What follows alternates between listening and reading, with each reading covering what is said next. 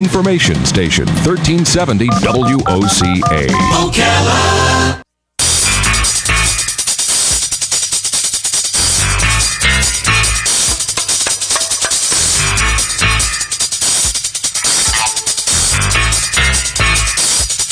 All right, 25 minutes before 11 o'clock. You know, I never told this to John Fuller before, but I'm going to use this as my intro for his program today.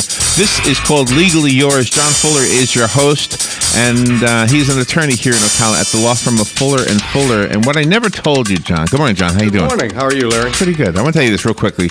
I pay my insurance every month, my car insurance. And years ago, I was in a wreck, and everybody said you need an attorney. And I said, no, my insurance company's good. I pay them money. They're always nice to me and everything like that. And then when it came right down to it, they offered me $500 for my car because that's all it was worth. Mm-hmm. And I said, you got to be kidding. I can't get a car with $500. And long story short, I took my friend's advice, went to an attorney, and was able to get I wasn't trying to rake anybody across the coal, just make me whole again. Right. And so that's why I just wanted to let you know how much I appreciate your profession. Oh, well, you know, we had this discussion last week where the fine print of the policy, which almost all purchasers of insurance don't read them because you need insurance. They won't sell you the policy unless you take the verbiage that's in their canned policies. And most of it says on property damage to automobiles, it's at their election to pay the actual cash value. And if the vehicle actual cash value is less than the cost of repair, they have the right to write you a check. And if you can't find a replacement car for that, well, that's just your tough luck. Now, there's a lot to debate over what is actual cash value, what is functional value, what is cost of repair, what is cost of reasonable repair to function. And there's a lot to fight about if you get somebody in there to fight with you, but clearly they want to pay you $500 and go sell the car for salvage and wash their hands of it after they've collected your premium check every month. But they were nice to you when you paid the money to them. So absolutely, I'm pleased to know that you had a friendly smile. Well, and you know what my argument with, but they didn't want to hear it. I said I pay $230, I think it was $230 a month, every month, and you can't give me more than $500? It made no sense to me at all. And so, so then I did get an attorney, and I did end up with I didn't get a new car. I got a replacement car. Well, a car that's functional. Yeah. You had a functional car. Yeah. I mean, those things happen. And that was the point I was making, because sometimes on our program, and I enjoy it as much as our listeners do and the people who are kind enough to call in, and in our discussions between you and me, we talk about the big picture, the system, the Constitution, the judiciary, the O.J. Simpson case from 20 years ago. And you know, those things are all illustrative and nice. But the reality of where we are in life is that I want this program to address the average person who finds himself caught up with the system where the bureaucracy or the big government or corporate America is trying to take advantage of them. And that's what lawyers are.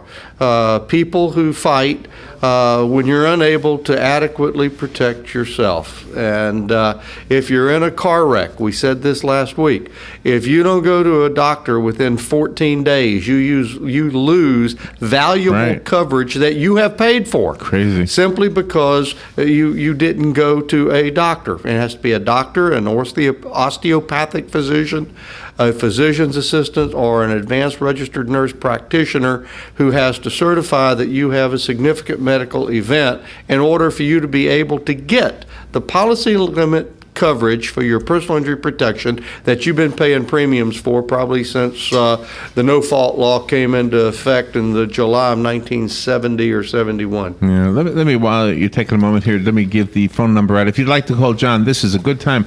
Today is Wednesday, May 28th, just so you know that we're live. If it's not May 28th, 2014, then you're listening to a taped show. The number to call is 622-9622. That's the WOCA Climate Control Source Hotline. And you do have a call, John. Okay. Good morning. You're on the air with John Fuller. Good morning. John. Yes, sir. Good morning. How are you? I want to call about ask this question about prosecutorial discretion. Yes, sir. Recently, I was reading in the Star Banner where two young people was not, or the charges was dropped in a case where they had wrecks and death occurred. Even though the case was dropped and the state attorney decided not to prosecute, are they still civilly liable for the death of those individuals? Yes, sir. And second part of my question is, your friend Ben Daniels, I knew him personally. He did some work for me, but we also lost another jurist that I thought was a pretty good fellow. That was Judge Schweigert. I haven't heard too much about him. I'm going to hang up and listen to your comments.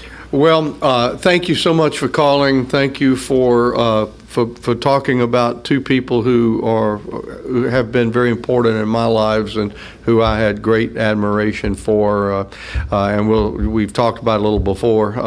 To answer your question, yes, they are two separate systems. The criminal justice system makes its decision based upon whether or not there is evidence that the prosecutor believes will allow him to prove the elements of the criminal offense beyond and to the exclusion of every reasonable doubt.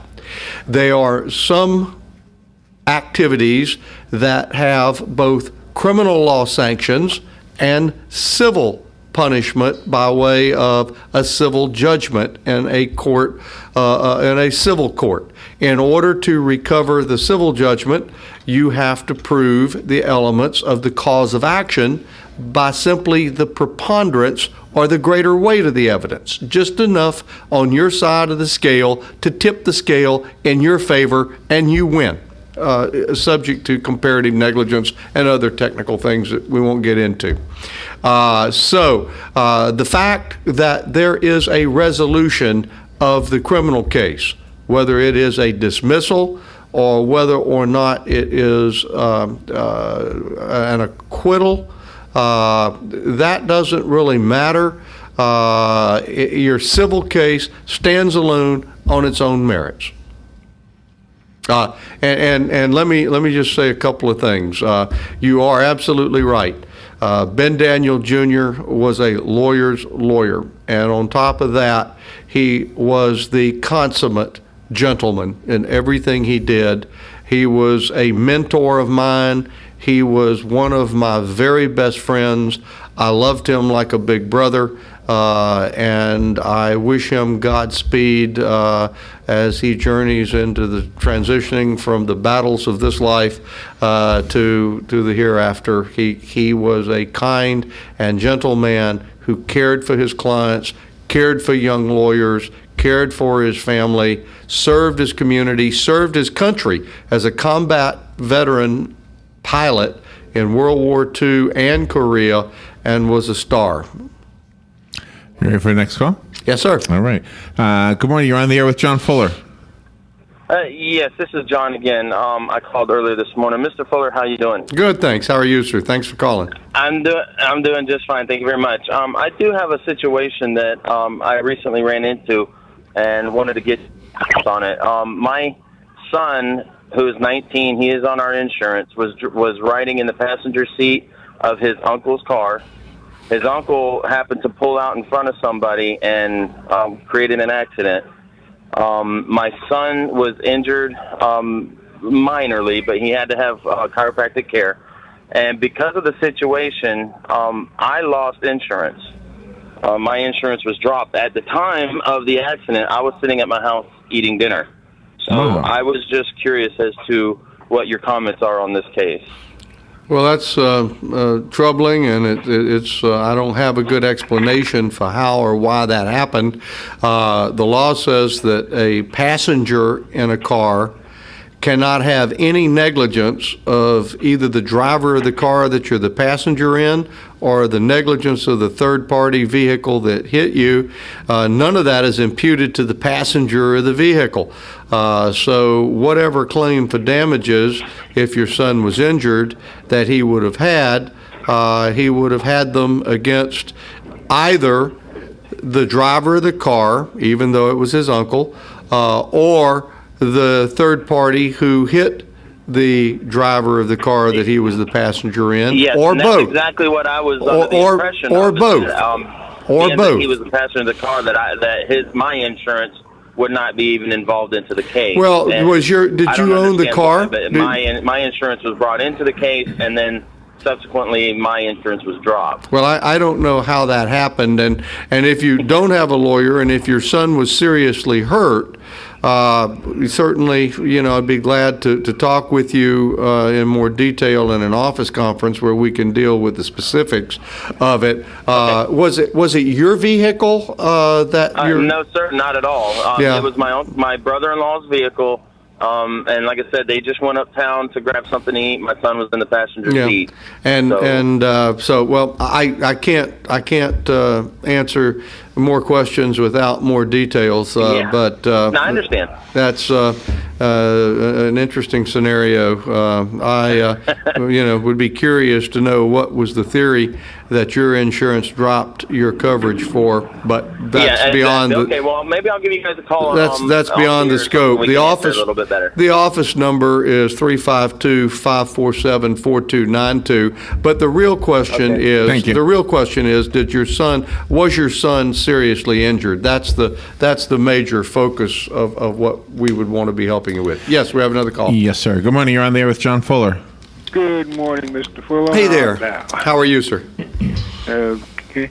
I had a question also in regards to, I noticed they had some recent changes, I guess, relative here lately with the state legislature. They was doing a whole lot of changes, I guess, with the way some of the things with automobile insurance is handled, I guess, in this state. The other thing is, what happens now? I think I mentioned this somewhat similarly.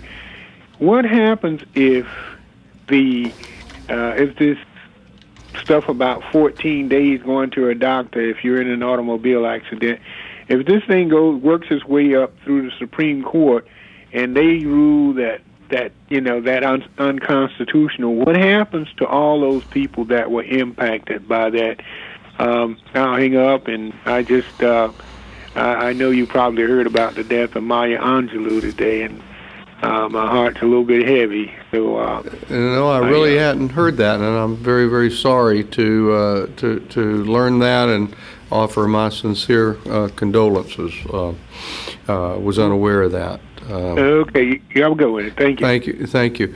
Well, there is pending litigation as to whether or not that law that was rammed through the legislature at the 11th hour by the governor year before last, that gutted in large part the personal injury protection benefits of the no-fault policy. There's litigation pending that's still not totally resolved to my knowledge, and I haven't checked the advance sheets in the last couple of weeks.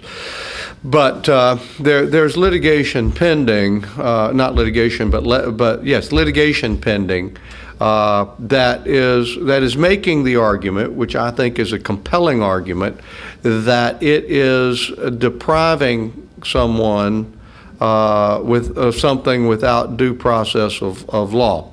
The statute says that you can't sue the person who hits you, and the trade-off that held that law constitutional was that you automatically received $10,000 of personal injury protection benefits by contract, regardless of whose fault, when you lost your right to sue the at-fault party if you didn't have a permanent impairment. And that was held constitutional because of a public policy give and take, quid pro quo. Now they have taken away the $10,000 benefits if you don't arbitrarily get to a certain kind of medical provider within a very short period of time, and they've given you no replacement remedy for it because you still can't sue the guy who hit you. So there is litigation on that. That is really crazy. Yes, we have a call? Yes, sir. Good morning. You're on the air with John Fuller. Yes. Good morning, Mr. Fuller. Good morning.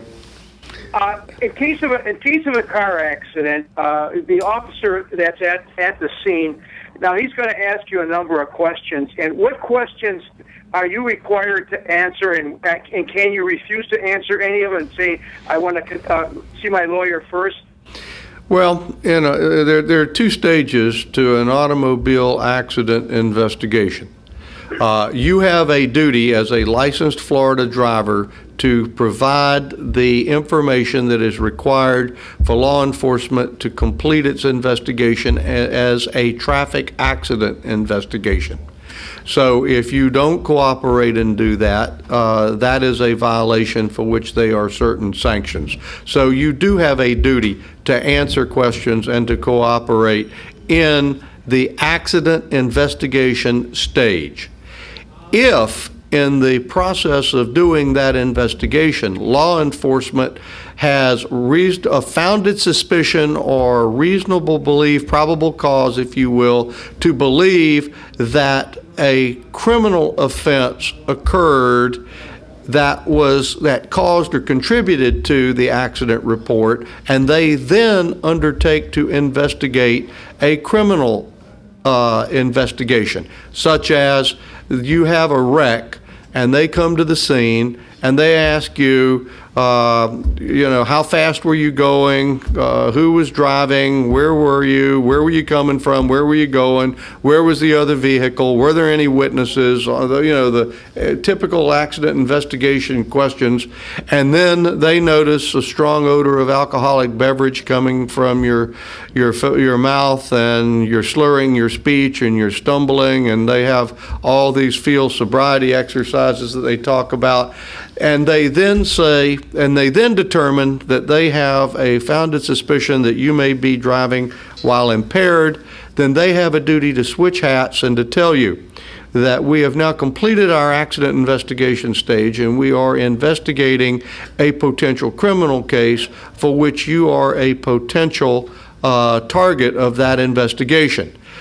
They then, if they are going to interview you, they must then read to you and make certain that you understand your traditional Miranda rights. Everybody's seen those on TV and the movies ad nauseum.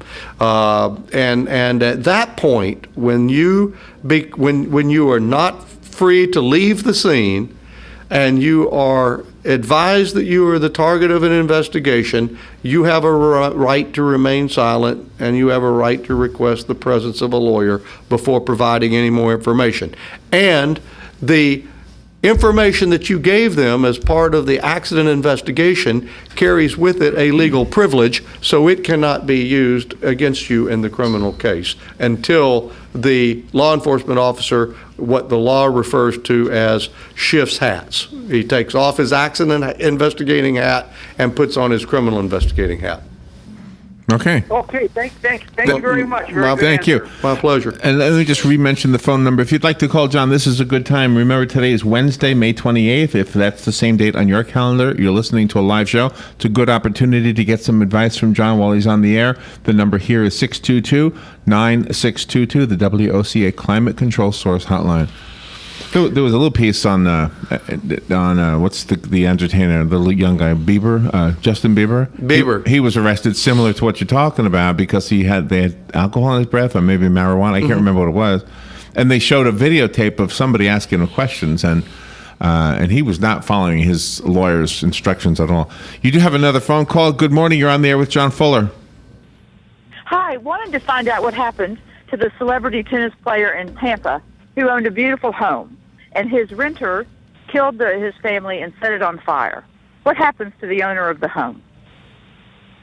I could not answer a question with those few facts and without knowing anything about it. That would be pure speculation, conjecture as to what the premises owner's liability may be. And you would have to know an awful lot more facts. A premises owner who rents out a dwelling home is not a guarantor for all the behavioral characteristics of the tenant. However, there can be some liability on the part of the premises owner if they knowingly maintain a negligent premises, like a defective stairs or something like that. But that's a broad, open-ended question that I know nothing about that case and wouldn't be a bit of help in making any kind of further comment or observation. But I appreciate your interest in calling. Thank you so much. Yes, ma'am. Bye-bye. Thank you for calling. Yeah, I didn't know that one either. Again, the phone line is open if you'd like to call John, and we invite you to call. Don't worry about interrupting me. That's what I want. Yeah. I want to take a minute. I meant to do this at the top of the show, and we had several calls, and I appreciate that because it really makes the show go well. But we had Memorial Day this week, right, and I would be remiss. I have always tried, since I've been doing this program, whenever we had Veterans Day or 4th of July or something that was important to honoring those who serve our country, who go in harm's way, who have made the ultimate sacrifice throughout the history of our country to preserve and protect our liberties, our institutions that we talk about on this program and that protect us and allow us to function in an orderly society. I want to make sure that we express our gratitude. All of the members of the Fuller & Fuller law firm always take a moment to recognize Memorial Day. My father was a combat veteran of World War I. He was an unusually old dad when I was born. So, but he was in France in November 1918 and was a combat veteran in the trenches, and we owe a debt of gratitude to all of the men and women who are serving in our armed services and who have previously served and who gave the proverbial last full measure of devotion, as Lincoln said at Gettysburg. Yeah, it's a good day to remember. It's not just a day for barbecues and beach. It's fun and it's important to share time with your family, and I'm glad we have a day set aside for that. But some portion of that day should be spent, I think, in at least, if nothing else, a moment of quiet reflection of the sacrifices that our fellow citizens have made for our benefit. So thanks, and we appreciate it. When you're given the Miranda rights and you have the right to remain silent, as said, then they say if you give up the right, anything you say will and can be used against you. Do you give it up as soon as you say something, or can you start to talk and then say, okay, I'm done, I don't want to say anymore? You can retract it. Okay. If they read you your rights and you elect to make a statement or to talk, and you start talking, and then you decide, I don't like the way this conversation is going, I don't think this law enforcement officer is asking me fair and unbiased questions. Right. I think he's got his mind made up, and he's just trying to fill in the blanks that's going to take him to the conclusion he wants to go to, and he's really not interested in me telling him about the mitigating circumstances. Then you first of all, it's never a good idea to make statements at that time without the right to counsel, in my judgment, except under very unusual circumstances. But if you have agreed to and you have started it and you no longer wish to continue the conversation, you have the absolute right to communicate to him. You have to make it clear to him, I no longer wish to talk without my lawyer. I no longer waive my right to remain silent, and I am rejecting my previous waiver. And then sit there and be quiet. It's not brain surgery. Does anybody ever do that? Rarely. Really? It does, but most people never have any dealings with the criminal justice system. Yeah, okay? that's true. And most people still believe that they can explain everything, and law enforcement will see it their way. Law enforcement are trained to be skeptical, to be disbelievers, because that's their job. Yeah. And I'm not being critical of them. They are supposed to challenge and to look and to probe. And I just think that there's a time when that is better done than at the time. So it's not that I don't want people to cooperate. I want them simply to do what the law enforcement officer told them they had a right to do to start with. And that is, you have a right to a lawyer. If you can't afford a lawyer, one will be appointed to you. If he didn't think that was important, why would he be telling you that at the very beginning? Absolutely. And I suggest to people that you say, officer, I'm going to take your advice. I think it is important. This is very important to me. There's a lot at stake here. I'm not at fault. I did nothing wrong. And before we go any further, I'm going to take your recommendation and I'm going to consult with the lawyer. I fully want to cooperate, but I will take your advice. John, what is your phone number?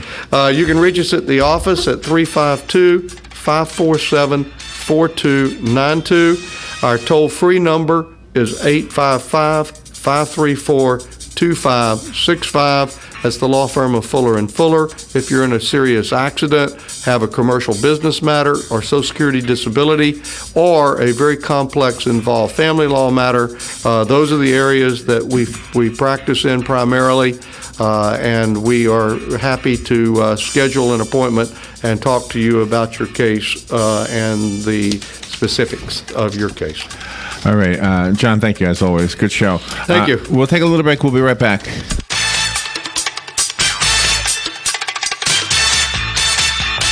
Broadcasting from the Paddock Mall Studios, this is WOCA, Ocala, Gainesville, The Villages, 1370 AM, 96.3 FM, The Source. You put up with enough squealers. That annoying coworker? Squealer. Your kids fighting? Squealers. And that rat, Billy Parker, in the 5th grade. Big time squealer. So don't take squealing from your brakes. Get up to a $50 rebate Visa card on qualifying brake purchases. $50. Conquer the job with Napa Know-How. At participating Napa Auto Parts stores. Offer expires 5/31/14. Make your small business even smarter with ADT Security Services. Through June 1st, get $250 instant savings on select ADT business packages. Improve your operations with 24/7 burglary monitoring, remote climate and lighting control, secure real-time video, and more. So call ** ADT from your cell phone. That's *238. ADT. Our business is helping your business. 36-month monitoring contract required.